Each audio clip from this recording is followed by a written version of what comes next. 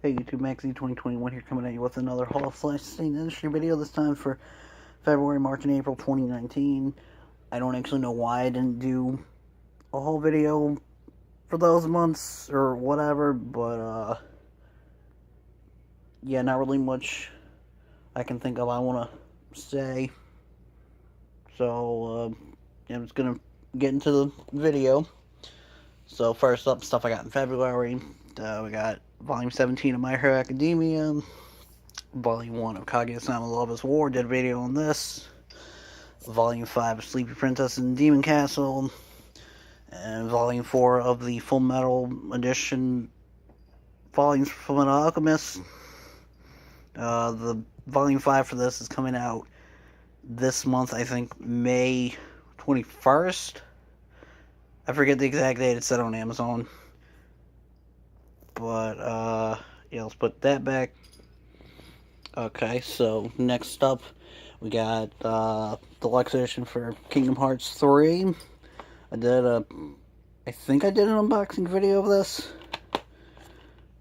I don't remember. It came with a free poster since I pre-ordered it, so that's cool. Definitely looking forward to the DLC they're going to be putting out soon. I don't know if they announced like a date for when that's happening, but yeah, definitely looking forward to playing through this again. And then something I did a big video on, the collector's edition for Sayonara Umihara Kawase Plus. Yeah, if you want to see what's in the box, go peep the video I did. It's like 20 minutes long, 24 minutes long, I don't remember. Okay, next up, that was everything for February. Now we're moving on to the stuff from March. I'm gonna get the one game out of the way. Got the collector's edition for The Liar Princess and the Blind Prince, which I did an unboxing for. I don't remember if I showed the flip cover, but here's the cover you see when you first get the game, and then here's the reversible cover, so that's cool. This game's definitely short. I'm about halfway through last time I played, but yeah, if you like the other NES games like A Rose in the Twilight or Firefly Diary, you might like this one. Plus, it's $20, at least on the eShop. I'm pretty sure the PS4 version's also $20. So, yeah, it's cool, I guess. Next up, we got some more books. Got volumes 11 and 12 of Ultimo. I did a video on this. Got volumes 14 and 16 of Magical Girl Apocalypse. I'm planning on rereading this from the beginning, since, yeah, before I do a video on this, I'm going to reread it from the beginning, because I don't want to make something like the video I did on Muyo and Roji, where I didn't really remember a lot that happened. And since these were the last two volumes I needed for this series, I'm gonna read it from the beginning, like I said, and then that way everything will be fresh in my mind. And I'll probably talk about Magic Girl Sight, since that's the spinoff, kinda, sorta. But my favorite character from this series just showed up in the most recent chapter for Magical Girl Sight. I don't know what's going on with that, since I haven't read the last 6 chapters for this yet. But, yeah, looking forward to doing a video on this. We got Volume 1 of today's menu for the Emiya family. Now, while I want to do a video on this like, as soon as possible. I'm also waiting until I finish reading Fate's Stay Night, since I'm in the middle of reading that right now. And once I finish reading that, I want it to, I'll read this, and then I'll do something along the lines of seeing if anybody could enjoy this, or if this is geared more towards people that are already a fan of the original visual novel or any of its adaptations. But, yeah, definitely looking forward to checking this out. Also, Ufotable did an anime adaptation of this. But,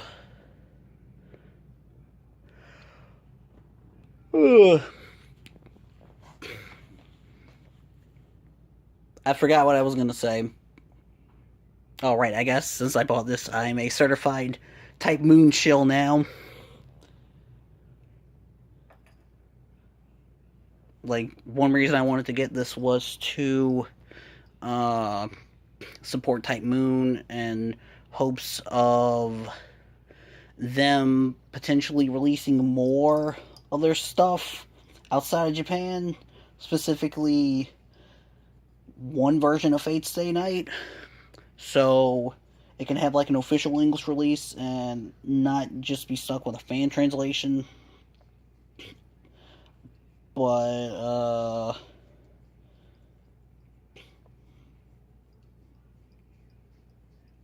yeah, I forget what the other reason I bought this was for, but yeah, we got more Fate stuff in English, so that's cool. Alright, next up we got The Art of Bravely Default. Thank you for putting this out, Dark Horse. Actually, give me a second. Alright, so one thing I wanted to bring up with this is that with the collector's edition for Bravely Default, it came with... Wait, let me open it. Wait, hold on, give me a second. Came with this art book. Yeah, it came with this art book. And, like, there's a bunch of artwork and character designs and sketches and whatnot in the thing, but there's not really any words. I mean, aside from, like, some characters being named and groups being named and so on. And you got, like, images for different areas you can go to in the game and so on. But,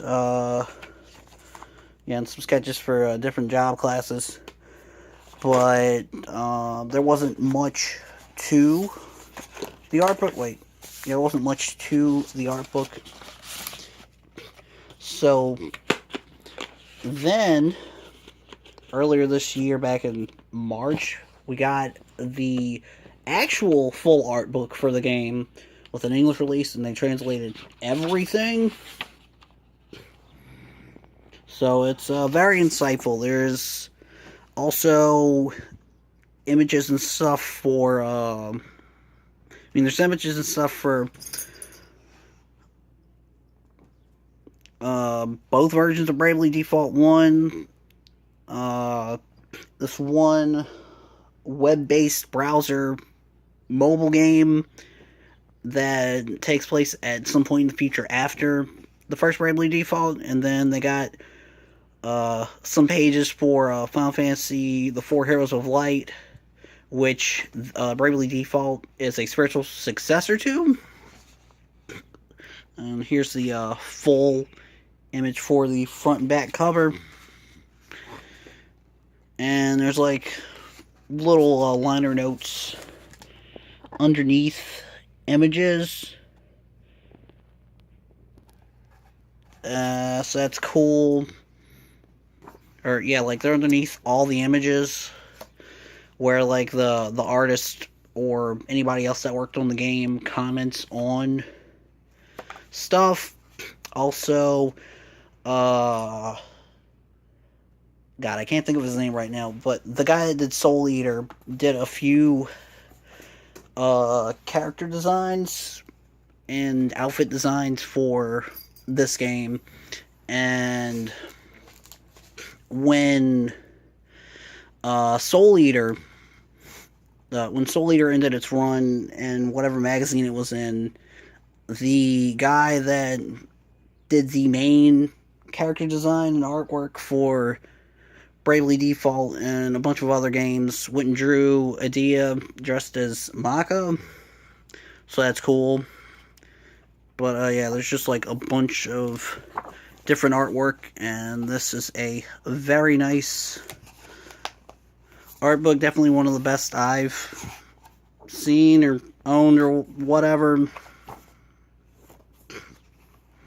There's not really much.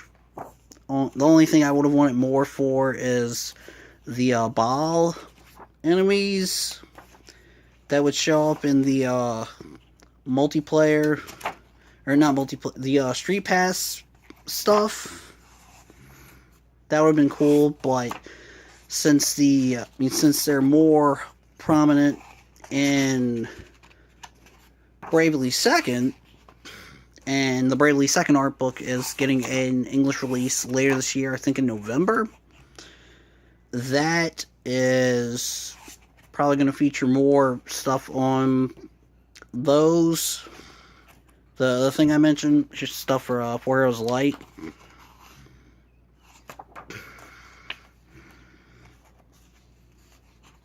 Pretty underrated game, IMO.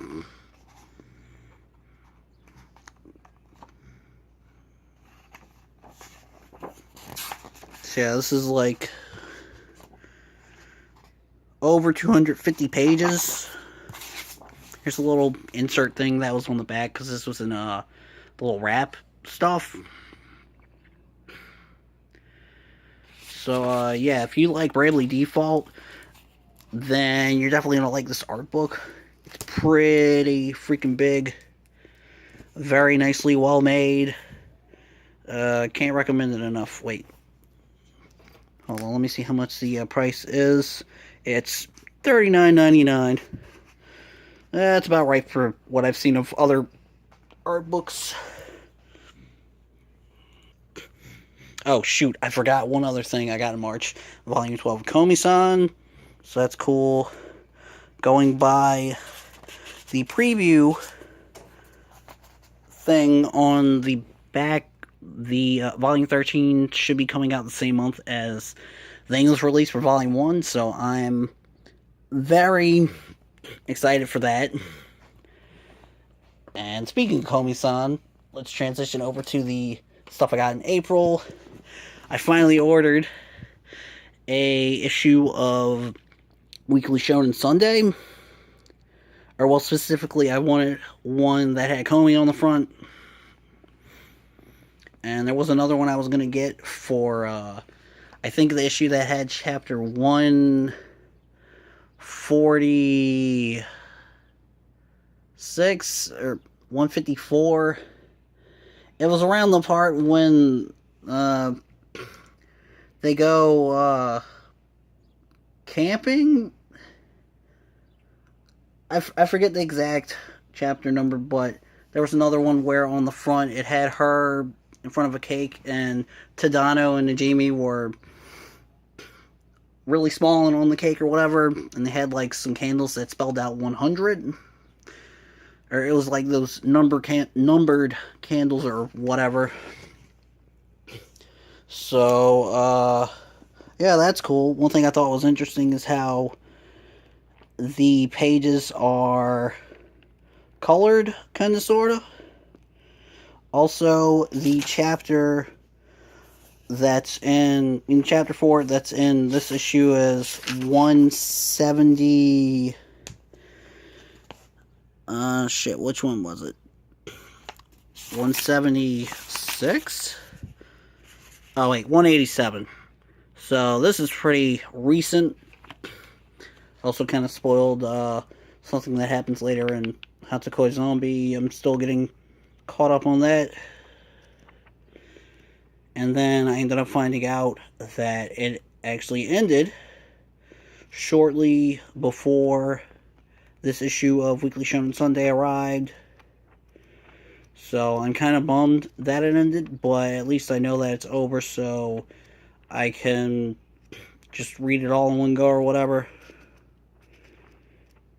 But yeah, I've been meaning to get like a manga magazine at some point, mostly for like collector purposes. But I also wanted to get one that had Comey on the front cover, so that's cool. For some reason, they got the table of contents at the end. I don't know what's up with that, but yeah, that's cool. Okay, next up we got some games for April. I picked up P-Cross DS. I mean, one, I decided to start working on building up my library of DS games, since there's a lot I missed out on. And I only have like about, I think, 25, around 25 right now. But yeah, I've also been getting big into all the P-Cross games. So yeah, I also found this for pretty cheap. I think about $10, $10, $13. But yeah, this is pretty good stuff. Next up, we got Umihara Kawase Fresh, the most recent entry in the Umihara Kawase series. A friend of mine helped me order it or import it or whatever, because he owed me a favor for something, and since he got it through Amazon Japan, they had this exclusive pre-order item of a 31-day calendar. So yeah, some of them have images of characters from this game, and then some of them have like old artwork that Toshinobu Kondo did over the years for the previous 3 games. And when you get to the end of it, or yeah, when you get to day 15, you flip that over, turn it around, and you got the rest of the calendar. So that's cool. Really nice bonus feature. They had this one website that was selling this game with a pre-order bonus where you can get the game in a Super Famicom styled box. And I didn't find out about it until after this was shipped out, and I told my friend about it, and he said that if he would have known about it, he would have gotten that one instead for me. But I think the only thing that came with it was the box I mentioned. And I guess I like the calendar more. Helps me keep track of whatever the date is, so that's cool. I also picked up this figure of Mugman from Cuphead. It was being featured as an add-on item on Amazon for like about $3. And yeah, I figured that was a good price. I think the regular price is about $12 to $15. So yeah, that's cool. Next up, we got Spider-Man Into the Spider-Verse. Definitely one of my favorite animated movies. Out of like every other animated movie I've ever seen, I'd rank it up there with Redline and Macross Do You Remember Love,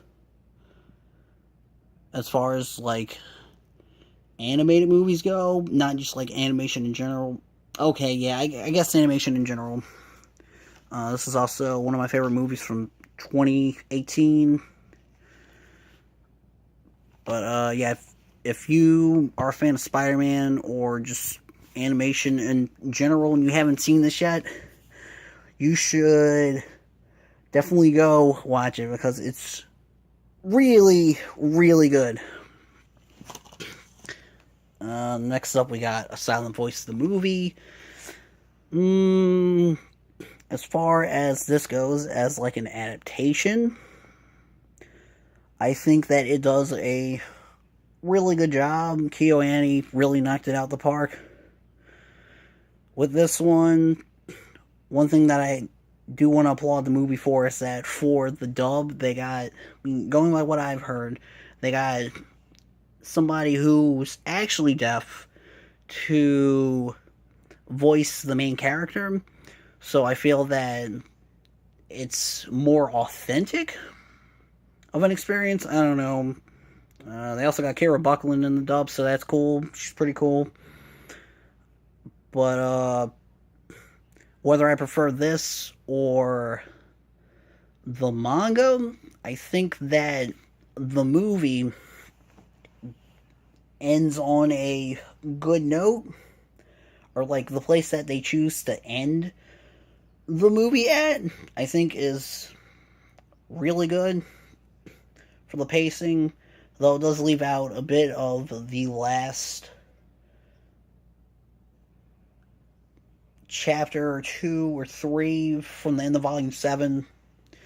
So yeah, I think that I prefer the way the movie ends over the manga, but I do kind of wish that the stuff that happens after where the movie ends could have been animated.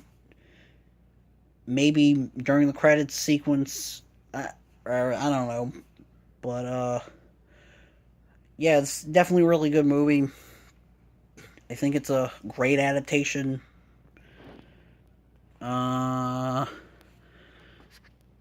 battery on my phone's getting low, so I'm gonna have to wrap this up soon because the flash turned off because of low battery or whatever. Anyways, yeah, I'm just about done. Yeah, I think this is definitely worth watching. If you like the manga, definitely check out the movie. If you like the movie, definitely check out the manga.